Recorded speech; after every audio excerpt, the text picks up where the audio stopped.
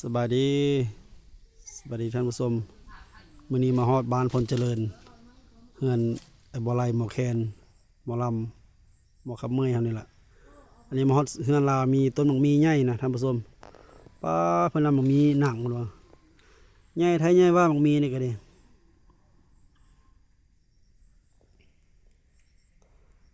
3 หน่วยพุ่นเลยก่อนอื่นทายหมากมีให้เบิ่งก่อนเด้อบัดแล้วจึงสิทายไอ้บ่อไร่เป่าแคนเสียงแคนลายมือเขานี่แหละม่วนๆสู้ทุกคนฟังมอนี้ก็มาโอ้ต้นสีดาต้นนี้บอนเปี้ยนตรงมีนี่มีไฟมีหนังคือกันนี่แหละสมธรรมศาสตร์ทิวทัศน์อยู่ที่สวนเฮือนไอ้บัวไร่นี่ก่อนต้นมะนาว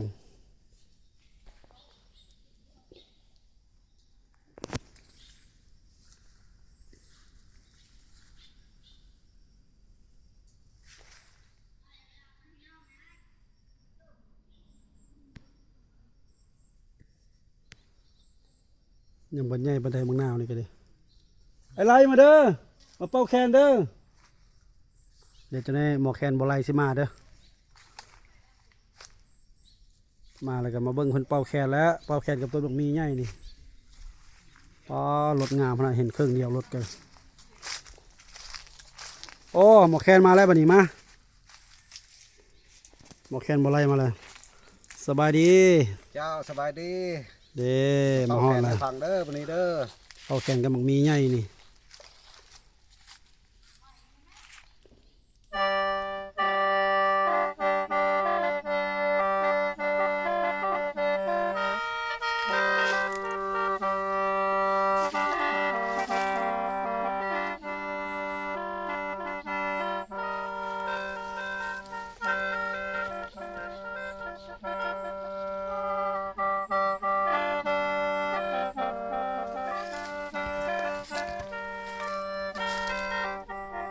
หมอแคนน้องไม่ท่านผู้ชมเอ้ยจะให้ม่วนซ้ำหมอแคน10-20 ปีกับบ่ม่วนแล้วแต่ว่าก็ฟังได้อยู่เป่าแคนลายเมื่อยอยู่กับต้นหมกมีใหญ่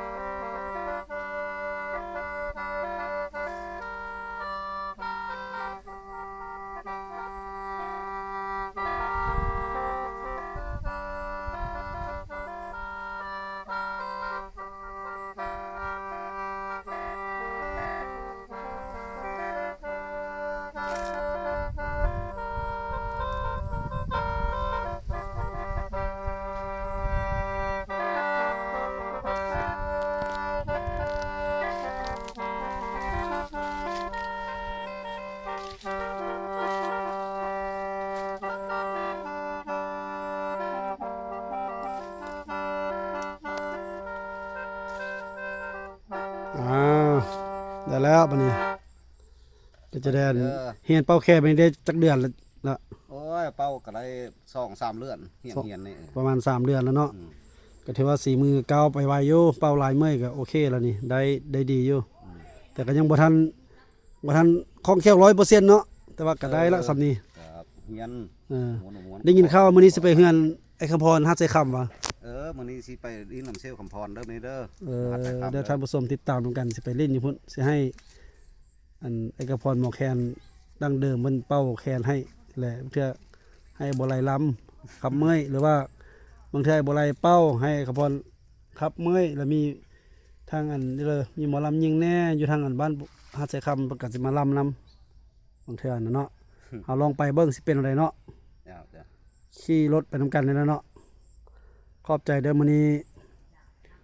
อากาศอยู่พลเจริญอยู่บ้านพลไซเนาะนั่นแหละก็รู้สึกว่ามีแสงแดดดีฮ้อนดีมื้อนี้ท้องฟ้าแจ่มใส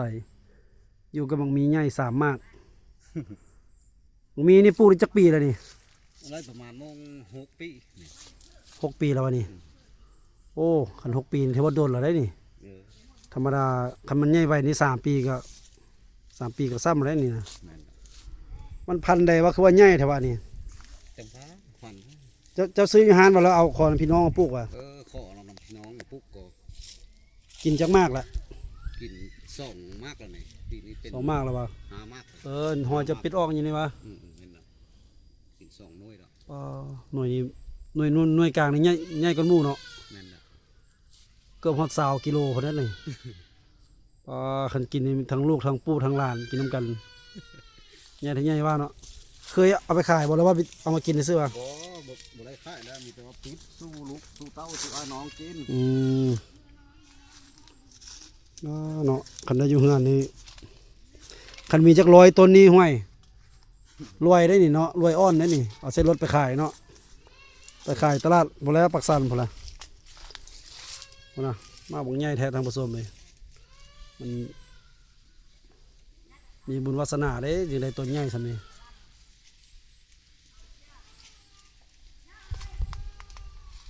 เอา